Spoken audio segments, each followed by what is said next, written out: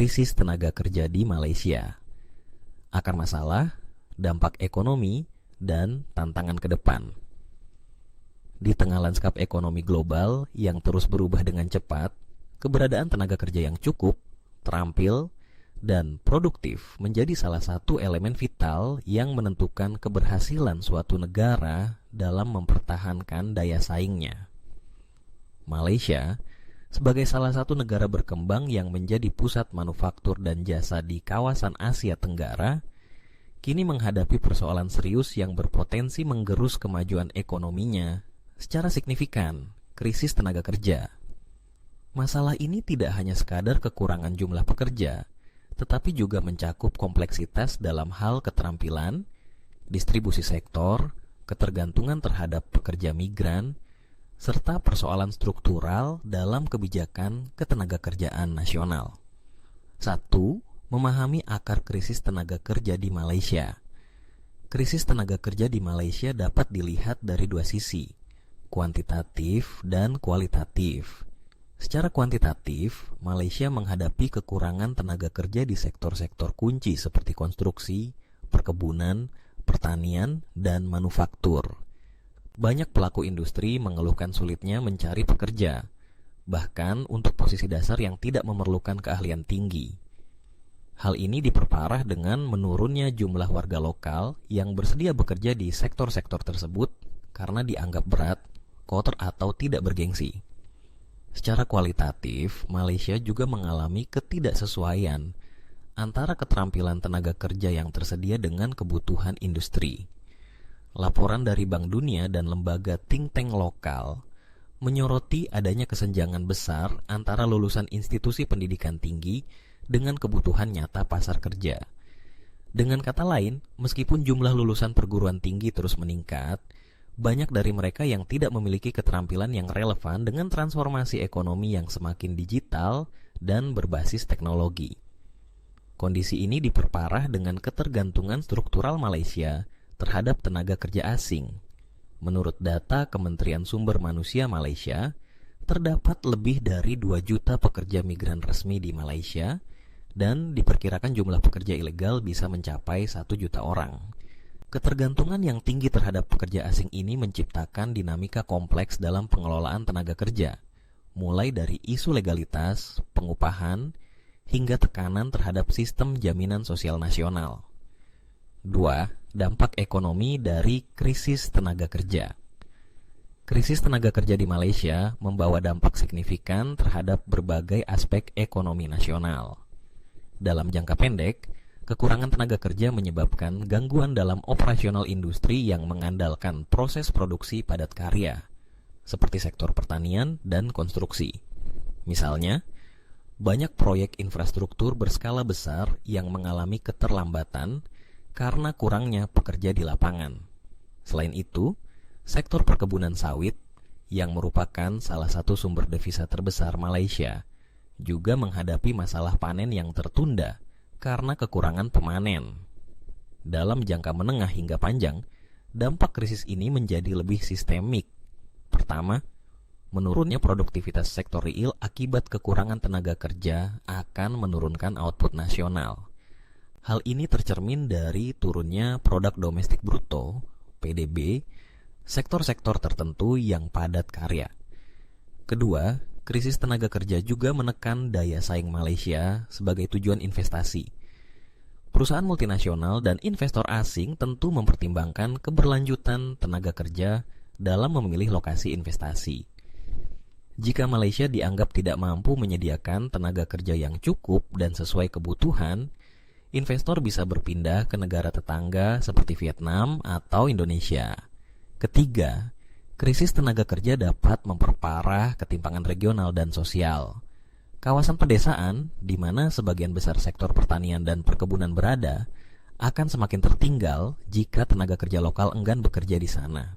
Akibatnya, terjadi migrasi besar-besaran ke kota-kota, menciptakan beban tambahan terhadap infrastruktur dan layanan sosial di kawasan urban.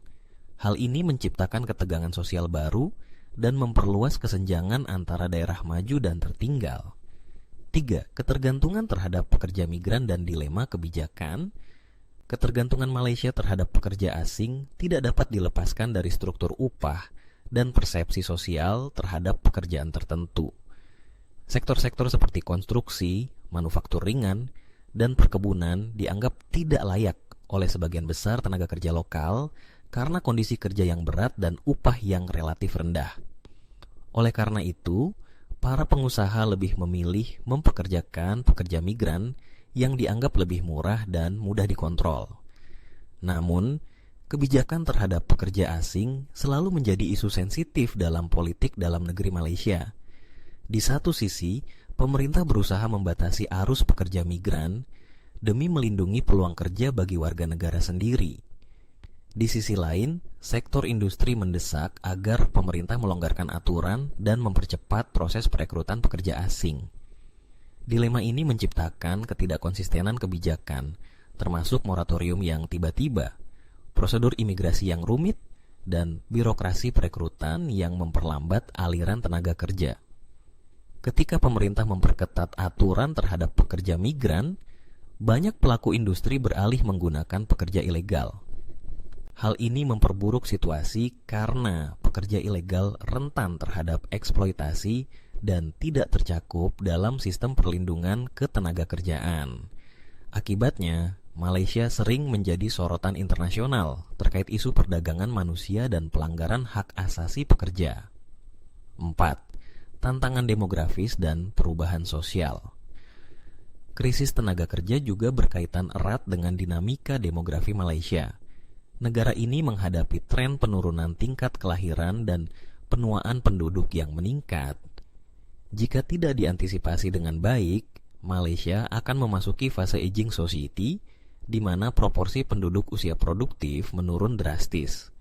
Hal ini akan memperburuk defisit tenaga kerja dalam 2 dekade mendatang.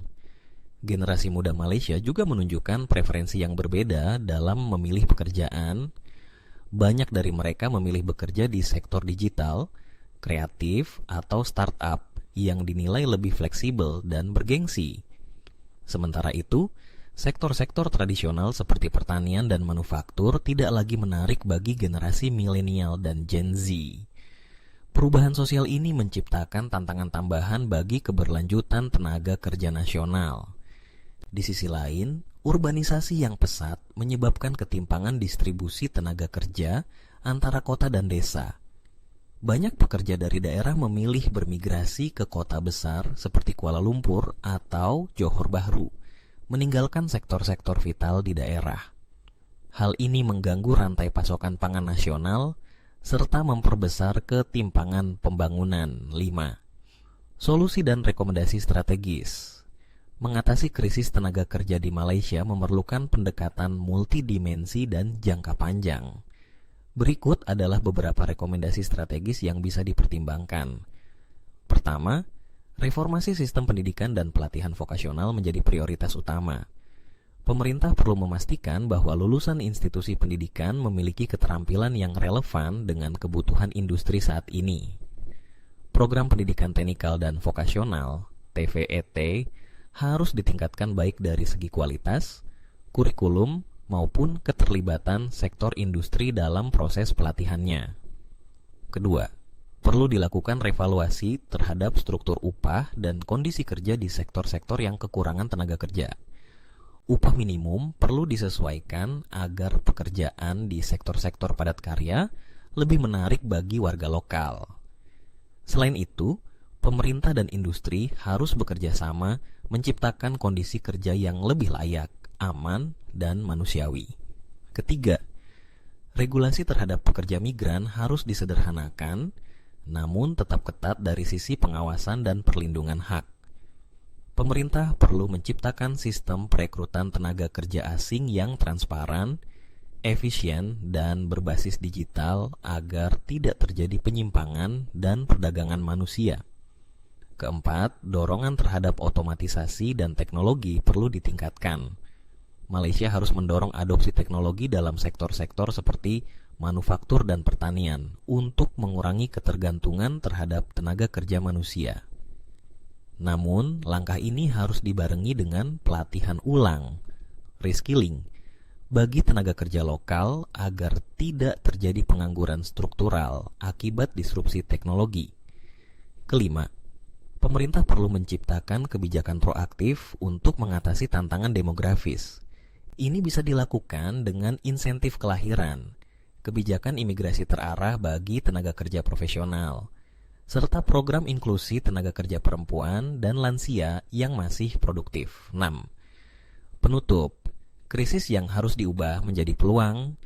Krisis tenaga kerja di Malaysia merupakan cermin dari transformasi ekonomi dan sosial yang tidak diikuti dengan kesiapan kebijakan yang memadai.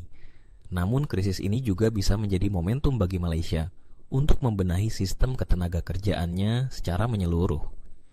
Dengan strategi yang tepat dan komitmen lintas sektor, Malaysia bisa mengubah tantangan ini menjadi peluang untuk membangun ekonomi yang lebih inklusif, produktif, dan berkelanjutan. Masa depan Malaysia sebagai negara industri dan pusat ekonomi Asia Tenggara sangat bergantung pada bagaimana negara ini mengelola sumber daya manusianya. Tenaga kerja bukan sekadar angka dalam statistik, melainkan fondasi utama dalam membangun masa depan bangsa. Oleh karena itu, sudah saatnya krisis tenaga kerja tidak lagi dianggap sebagai masalah teknis semata, tetapi sebagai persoalan strategis yang menentukan nasib ekonomi nasional.